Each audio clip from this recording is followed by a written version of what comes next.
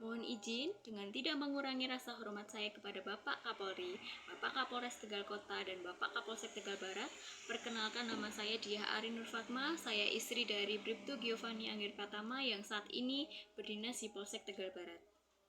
Saya menikah dengan Bribtu Giovanni Angger Pratama pada tahun 2021 setelah Bribtu Giovanni menjalani sidang kode etik profesi Polri yang mana beliau bersalah telah menghamili saya hingga saya melahirkan. Awalnya Bribtu Giovanni dan keluarga tidak mau bertanggung jawab atas kehamilan saya dan mereka mengirimkan 2 pengacara datang ke rumah saya untuk saya menandatangani surat perjanjian agar tidak menuntut secara pidana maupun perdata. Karena saya merasa dirugikan, karena saya merasa saya benar, saya meng-up kasus ini, saya melaporkan beliau ke Propam Tegal Kota. Sehingga pada akhirnya dilakukan tes DNA yang dibiayai sepenuhnya oleh Polda Jawa Tengah. Bribtu Giovanni dan keluarga pada akhirnya menemui saya dan keluarga untuk meminta saya menikah dengan Bribtu Giovanni dengan bentuk pertanggungjawaban mereka. Namun pada tahun 2002, tepatnya bulan Februari, karena saya memang LDR dengan suami setelah menikah, karena suami bilang jika saya ke sana saya akan menambah beban untuk beliau, karena otomatis kalau di sana saya tidak bisa bekerja karena nggak ada yang jaga anak saya. Oke, akhirnya saya mengalah, saya berada di Kediri dan beliau di Tegal. Dan ketika saya berkunjung ke Tegal pada bulan Februari itu, saya menemukan log panggilan dari perempuan yang saya kenal yang berinisial C, nelpon suami saya tengah malam jam 1. Sebelumnya memang sempat geger juga perkara HP, sampai akhirnya saya bawa konsultasi ke Propam. Dan dari Propam akhirnya HP beliau boleh saya pegang. Dan saya menemukan semuanya sudah dihapus. Semua sudah dihapus, tapi mungkin beliau lupa menghapus log panggilan sehingga saya menemukan perempuan itu menelpon suami saya pada jam 1 malam dini hari.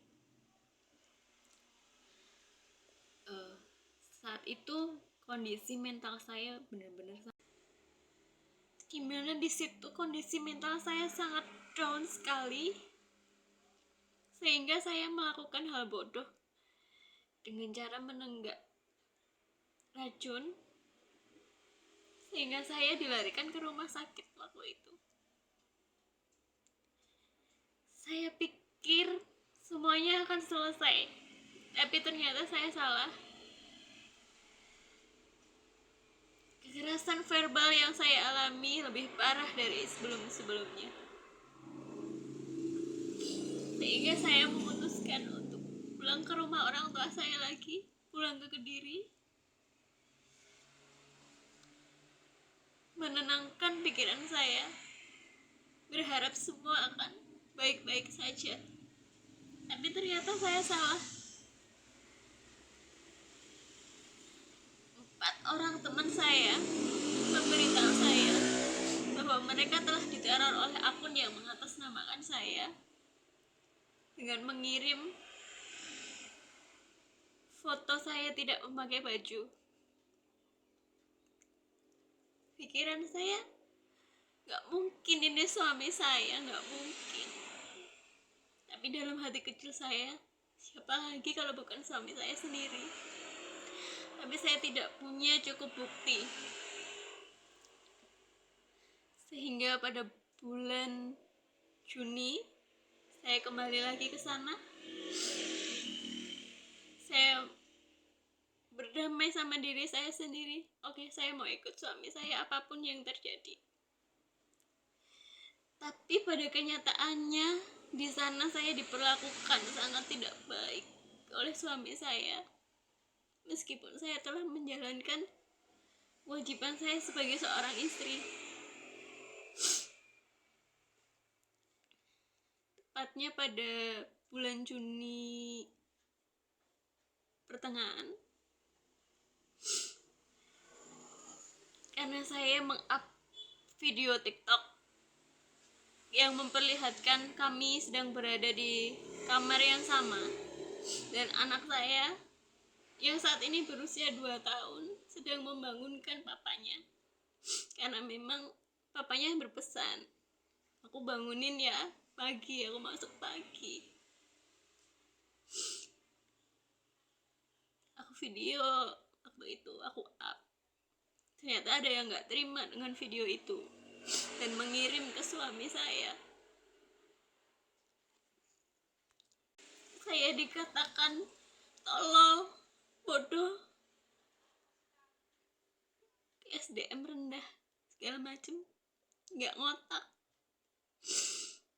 Karena laporan dari perempuan itu. Sampai waktu itu, pada tanggal 2 Juli 2022 malam, saya diusir dari rumah. Padahal saya tidak mempunyai uang sepeser pun waktu itu. Dengan terpaksa saya mencuri uang yang ada di dompetnya dia 100.000 beserta ATM dan KTP beliau. Padahal saya nggak tahu ATM-nya itu pinnya berapa, saya sama sekali nggak tahu.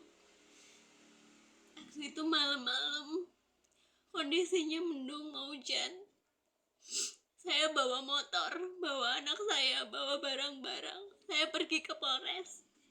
Saya meminta bantuan di sana. Tapi di sana anggotanya masih belum aktif karena masih ada tugas ke Semarang. Ada satu anggota yang saat itu menemui saya cerita semuanya. Sampai saya dikasih uang 200.000 buat saya menginap pada hari itu.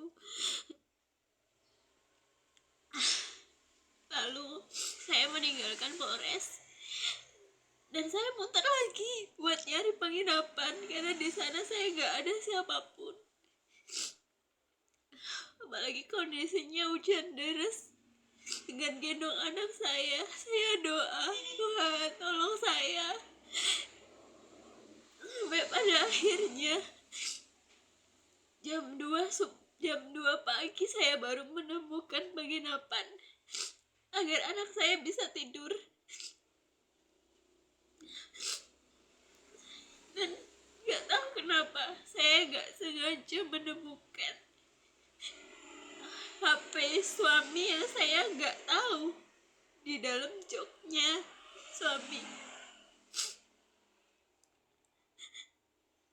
Saya gak bisa buka juga karena waktu itu dikunci HP-nya. Tapi saya inisiatif buat lepas memory card-nya yang saya pasang ke HP saya. Saya menemukan username dan password di situ. Di dalam memory card itu saya menemukan username beserta password yang saya gunakan untuk membuka HP itu, dan ternyata bisa. Di situ saya menemukan bukti-bukti bahwa suami saya adalah pelaku teror tersebut. Dan lebih parahnya lagi, di situ saya tahu suami saya punya anak lain sebelum menikah dengan saya.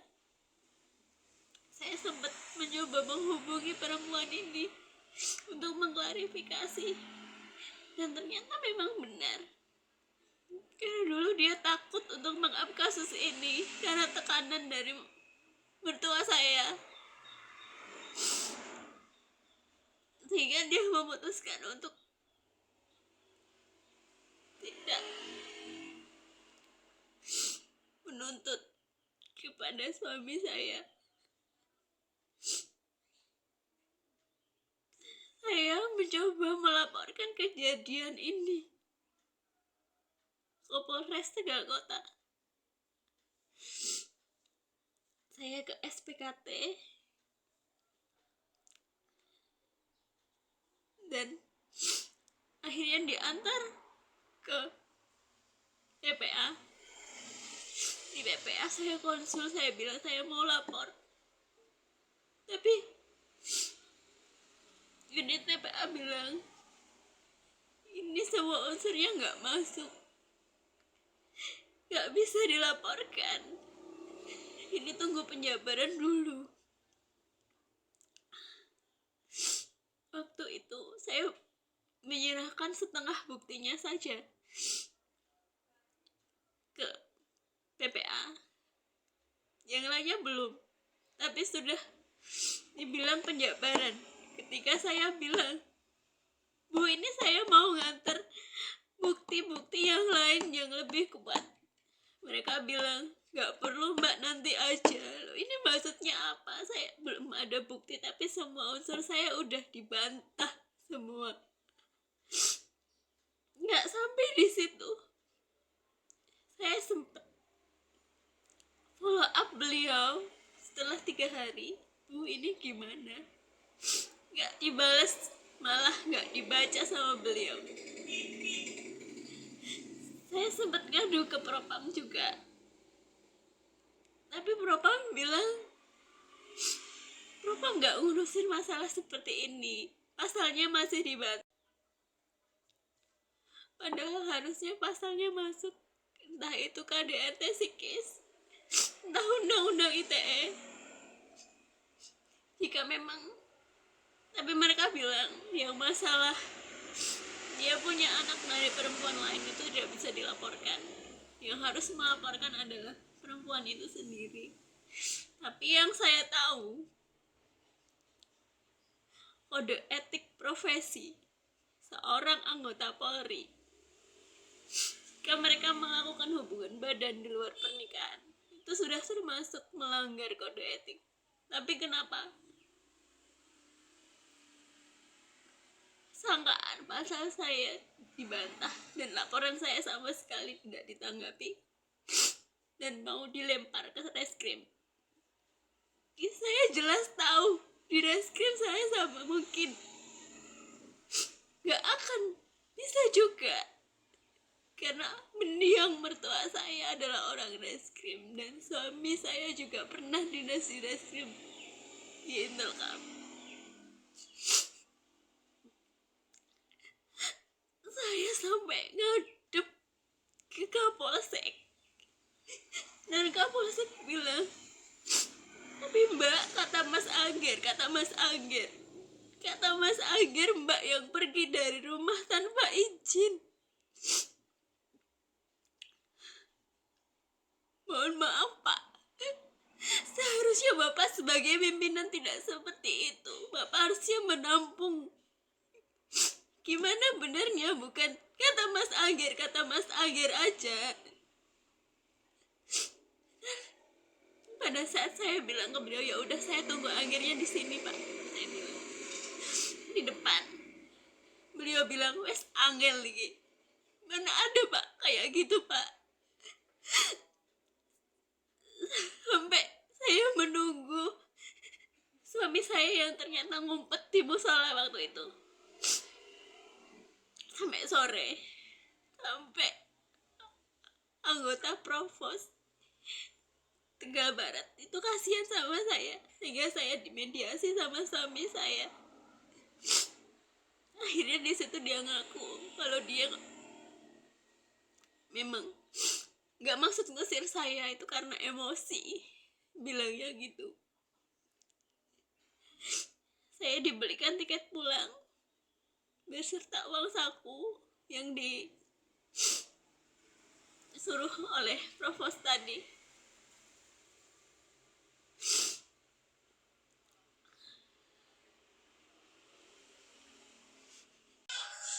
Sampai akhirnya saya pulang ke Kediri lagi, dan saya tahu adik ipar saya dikomen oleh si C ini. Tapi setelah saya memfollow adik ipar saya langsung diblokir. Dan mertua saya pun memblokir WA saya sampai sekarang. Saya sama sekali nggak tahu salah saya apa. sampai dibegitukan. Apa mungkin suami saya bilang ke mamanya kalau saya pergi dari rumah tanpa izin? Padahal jelas-jelas ketika saya diusir, mertua saya berada di kamar dekat TKP.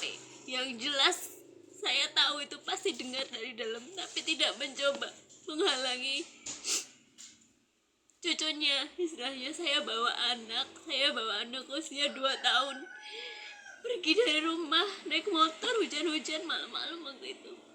Sama sekali gak ada belas kasihannya ke saya.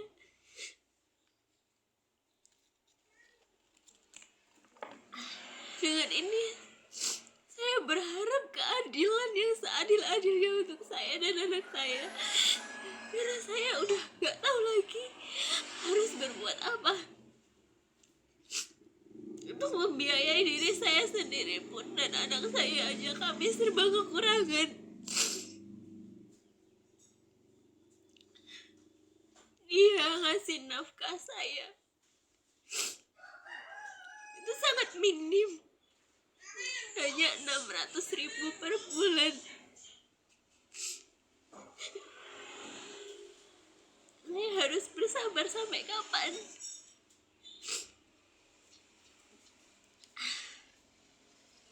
Saya mohon, Pak,